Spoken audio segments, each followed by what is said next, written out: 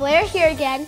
I don't know about you, but I'm always on the lookout for idea sparks or little things that can get my creative juices flowing. I keep all my idea sparks on an inspiration board in my room. Whether it's a funny picture my best friend Thea shares with me, a new recipe, or a unique swatch of fabric, they're all pinned up there. I thought you might want a place to pin things that inspire you too, so I'm gonna show you how to make your own inspiration board today. Here are the supplies you'll need: fabric, corkboard, tape, safety scissors. First, lay your fabric face down on your workspace and set your board on top. Cut the fabric around the board, leaving 1.5 inches around the edge. Fold the edge of fabric tightly over the board and tape each side down.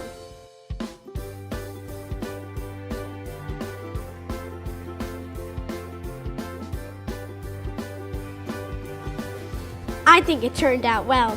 Thanks so much for watching. Bye!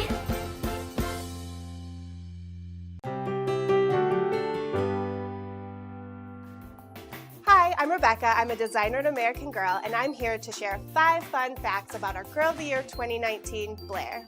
Number 5, her nickname is Sprout, given to her by her friend Kat. Number 4, her bedroom is on the 3rd floor turret of a Victorian house that's also her family's bed and breakfast. Number 3, she and her dad renovated an old barn into a party space. Number 2, her pets include a silky chicken named Dandelion, a mischievous goat named Dash, and an adorable lamb named Penelope. And number 1, her favorite food to cook is creme brulee. Be sure to check out her book to learn all about her.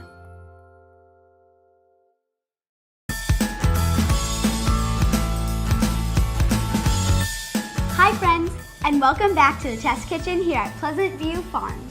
Summer is in full swing here. And that means we can make all of our favorite farm fresh recipes with ingredients straight from our garden. It's my favorite time of year. Today, we're making a Blaire Wilson original recipe. Summer salad with blairberry vinaigrette. I love the name. How did you come up with the recipe? Well, I knew the summer salad snap peas was a favorite in the restaurant. And when we had the bumper crop of blueberries last year, I did some experimenting, and voila, a blairberry vinaigrette. So creative. So what ingredients do we need? Mixed greens, strawberries quartered,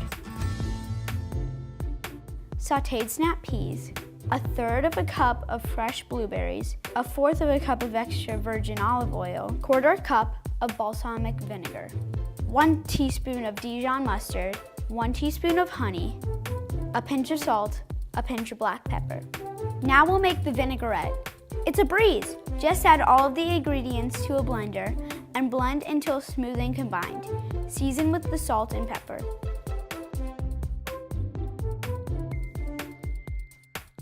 Lightly coat the salad with the vinaigrette, tossing and adding more if necessary to coat evenly. For the final step, toss all of the ingredients together: the sauteed snap peas, the mixed greens, quartered strawberries, and blueberries.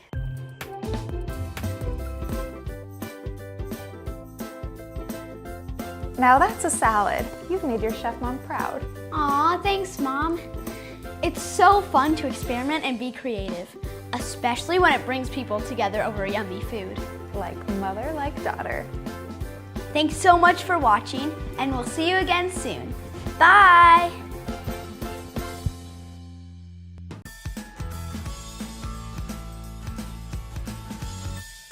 Hi there, Blair here from the Test Kitchen, and today we're making a Valentine's Day worthy treat.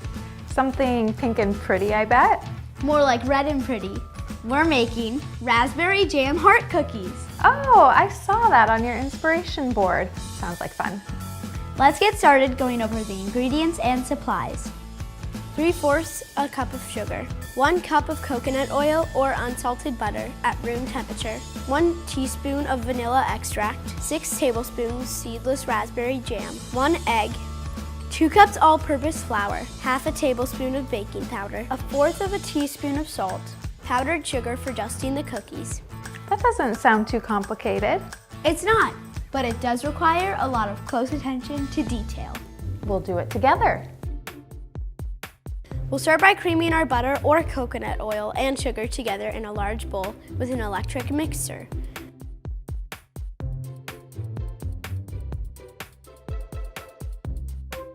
Once combined, beat in the egg, vanilla, salt, and baking soda.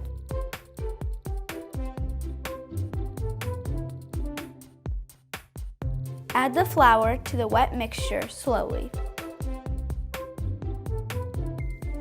Blend the last flour in by hand. Preheat the oven to 375 degrees and line 2 cookie sheets with parchment paper. Then, sprinkle your work surface and rolling pin with flour and roll out the dough to a 1/4 inch thick.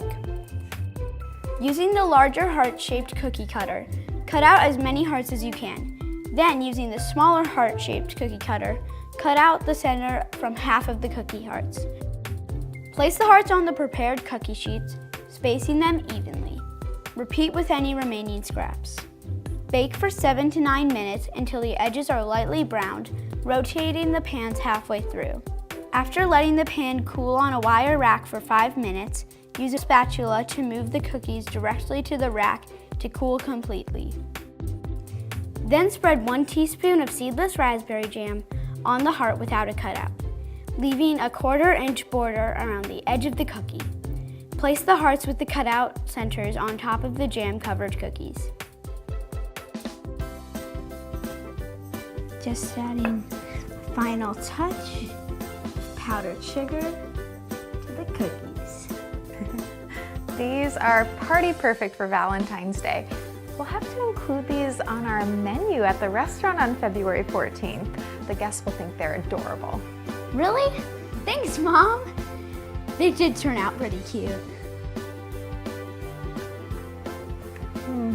And tasty too. Until next time, signing off from Pleasant View Farms Test Kitchen. Bye!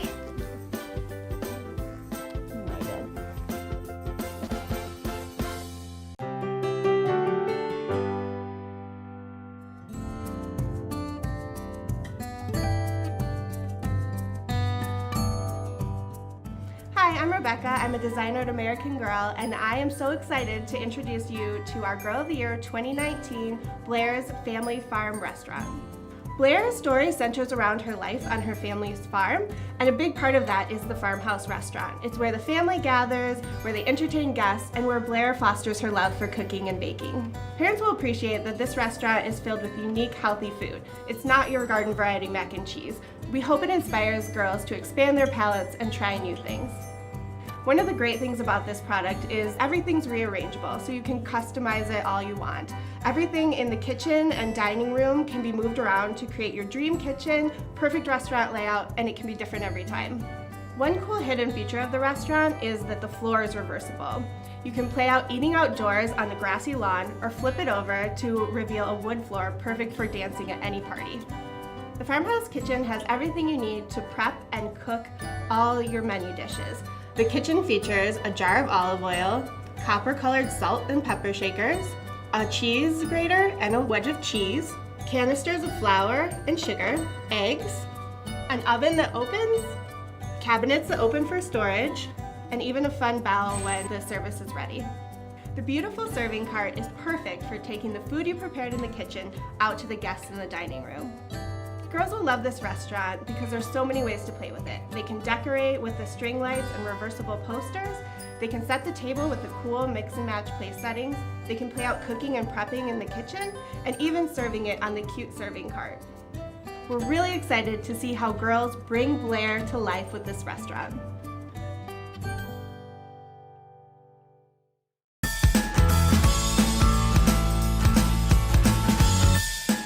Hi, it's an early morning here in the test kitchen. We're making a breakfast that will get any day off to an excellent start. The extra cheesy scramble. Good thing we had a bounty of eggs in the chicken coop today. You'll need the following items to make an extra cheesy scramble. 12 large eggs, fresh from the coop is best. 1 cup of cherry or grape tomatoes, cut in half. 4 ounces of vegan mozzarella cheese, cut into small cubes, salt and black pepper. 2 teaspoons of olive oil. 2 tablespoons of chopped fresh basil. 1 tablespoon of dairy-free margarine. Sounds simply yummy. Yeah, it's simple and yummy. We'll start by heating up our olive oil in a large non-stick frying pan over medium heat. Whisk together the eggs with 1 tablespoon of basil and salt and pepper until they're thoroughly blended. Once the oil is warmed, add the cherry tomatoes and cook until hot and they begin to soften, about 2 minutes. After they're cooked, transfer them into a bowl and season with a little salt and pepper. Add your margarine to the same pan you used to cook the tomatoes and warm over medium-low heat. Your butter will start to foam and then add the egg mixture. Cook until it begins to set, about 30 seconds. Then, stir with a spatula, making sure to scrape the pan along the bottom and sides, folding the eggs toward the center. Cook until the eggs form moist, soft curds, and then add the vegan mozzarella and tomato to the eggs, and allow the vegan mozzarella to melt before serving. I'm adding a little extra basil. It's so fresh from the greenhouse, and I just can't get enough. Spring has sprung, and it's so exciting to be able to use more of the fresh produce from the farm again. Time to dig in. Definitely. See you next time on Blair's Test Kitchen.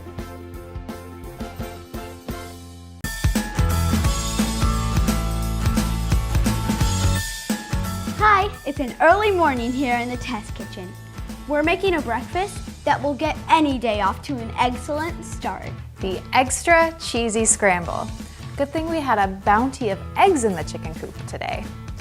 You'll need the following items to make an extra cheesy scramble. 12 large eggs, fresh from the coop is best. 1 cup of cherry or grape tomatoes, cut in half. 4 ounces of vegan mozzarella cheese, cut into small cubes, salt and black pepper. 2 teaspoons of olive oil. 2 tablespoons of chopped fresh basil. 1 tablespoon of dairy-free margarine. Sounds simply yummy. Yeah, it's simple and yummy. We'll start by heating up our olive oil in a large non-stick frying pan over medium heat. Whisk together the eggs with 1 tablespoon of basil and salt and pepper until they're thoroughly blended. Once the oil is warmed, add the cherry tomatoes and cook until hot and they begin to soften, about 2 minutes. After they're cooked, transfer them into a bowl and season with a little salt and pepper. Add your margarine to the same pan you used to cook the tomatoes and warm over medium-low heat. Your butter will start to foam and then add the egg mixture. Cook until it begins to set, about 30 seconds. Then, stir with a spatula, making sure to scrape the pan along the bottom and sides, folding the eggs toward the center. Cook until the eggs form moist, soft curds, and then add the vegan mozzarella and tomato to the eggs, and allow the vegan mozzarella to melt before serving. I'm adding a little extra basil. It's so fresh from the greenhouse, and I just can't get enough. Spring has sprung, and it's so exciting to be able to use more of the fresh produce from the farm again. Time to dig in. Definitely. See you next time on Blair's Test Kitchen.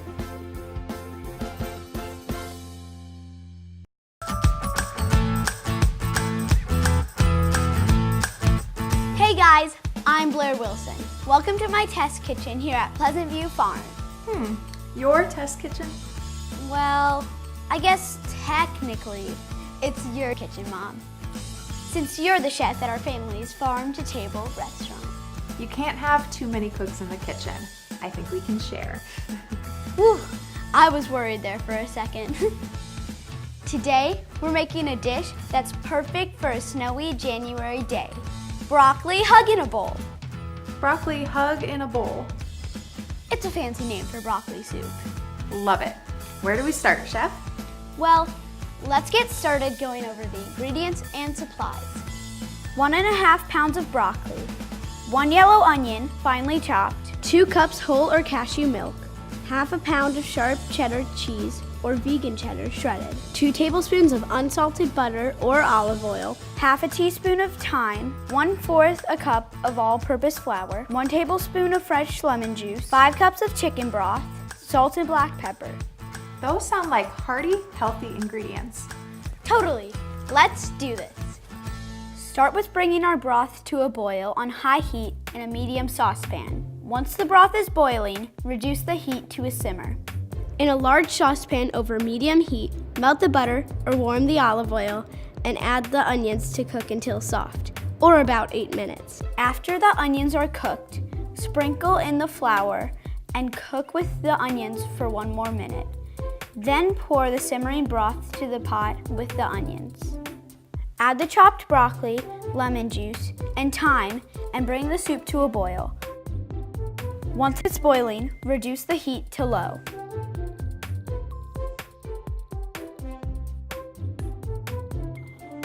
Transfer the mixture to a blender, cover, and blend until smooth. Pour the soup mixture back into the pan, stir in whole or cashew milk, and bring to a gentle simmer on low heat. Sprinkle half of the sharp cheddar cheese or vegan cheddar into the soup and stir until it's melted.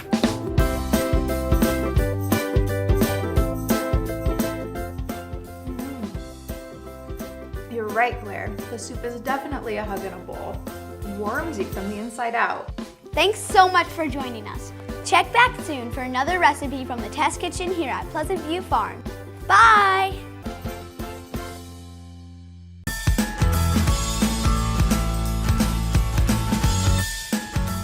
Hi, Blair here again, coming at you from the test kitchen at Pleasant View Farms with a great new recipe today.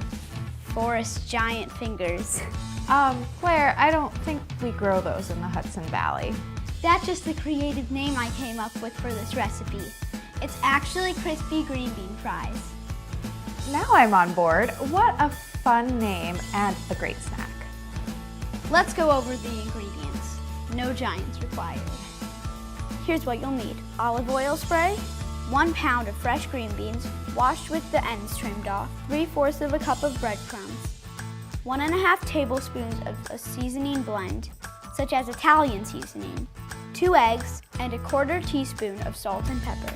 Those green beans look super fresh. Did you pick them from our garden? You know it. Let's get started.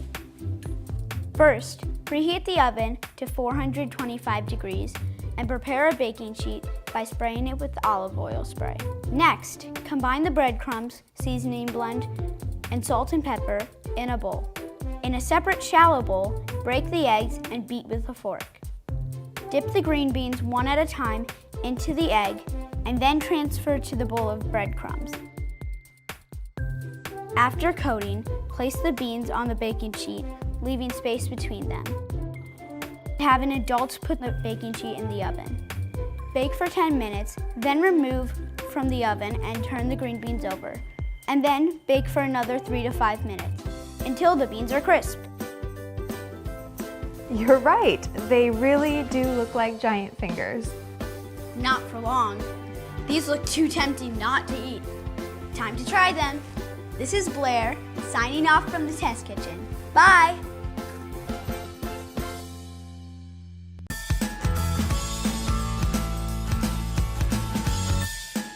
Hi there, I'm Blaire Wilson, and welcome to Pleasant View Farm, and soon to be a fancy wedding venue.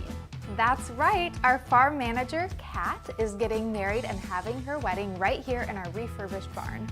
And instead of a traditional wedding cake, Kat wants her favorite dessert from Mom's kitchen, creme brulee. We're not just making regular creme brulee today though, are we? Nope. It turns out a bunch of the groom's family has a dairy sensitivity, just like me. So we're making a dairy-free creme brulee. That's great. I've seen you experimenting with a few different recipes. Did you finally find one that you like? I know how much you used to enjoy my recipe. I did. It was hard at first not being able to use the same ingredients and the recipe I love. But through a lot of creative thinking and experimenting, I think I found a winner. For my dairy-free creme brulee, you'll need the following items. 1 13.5-ounce can of full-fat coconut milk, 5 egg yolks, 2 teaspoons of vanilla extract, 1/4 cup of white sugar, and 4 tablespoons of sugar for the topping. Start with preheating the oven to 325 degrees. Next, whisk all of your ingredients together, except for the sugar for the topping, in a medium bowl. Once the mixture is smooth, pour it into 6 ramekins. These creme brulees bake in what is called a bain-marie. A bain-marie is a warm water bath that helps cook the creme brulees at a slow and steady temperature. Because of the egg yolks in the creme brulee, if you cook it too quickly, it could turn out tasting like sweet scrambled eggs. And that is not the kind of dish we're going for. To set up the bain-marie, place the ramekins in a baking dish and then have an adult help you fill the dish with hot water until it comes halfway up the side of the ramekin. Place the baking dish in the oven and bake until the custard is set, about 40 to 45 minutes. How do you know a creme brulee is perfectly done? It has a little jiggle in it. Let's see. Looks pretty jiggly to me. Now's the hard part, waiting for them to chill. First at room temperature for 30 to 45 minutes, and then 3 to 4 hours in the fridge. Now this is my favorite part, adding the topping and the brulee to creme brulee. To get the crackly sugar topping on the dessert, you add a thin layer of sugar to each ramekin. Then have an adult melt the sugar with a kitchen torch until it's slightly browned.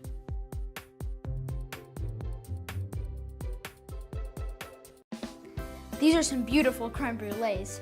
Nice job on the torching. Thanks. Let's get cracking.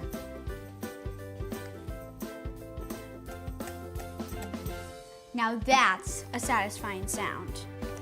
Amazing problem solving, Blair. I think Kat and Gabe will be super pleased with these for their wedding. Nailed it. Thanks for joining us. Bye.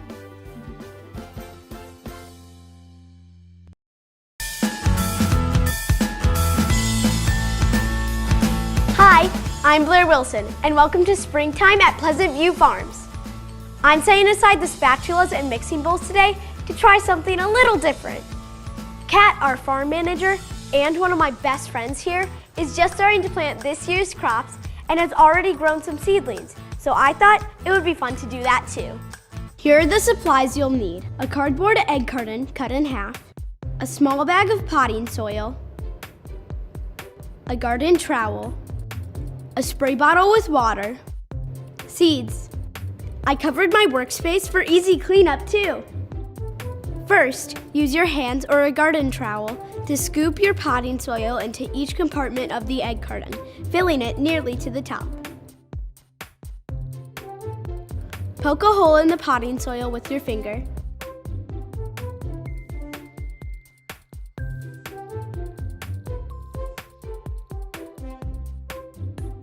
Add a seed and cover it with soil.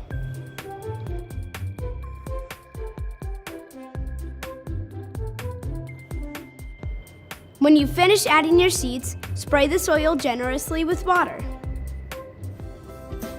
After 1 or 2 weeks of watering your seeds and keeping them by a window that gets lots of sunlight, you should start to see adorable little sprouts coming out of the soil. Once that happens, I'll transplant these seed starters to our garden. Thanks for watching and see you soon. Bye!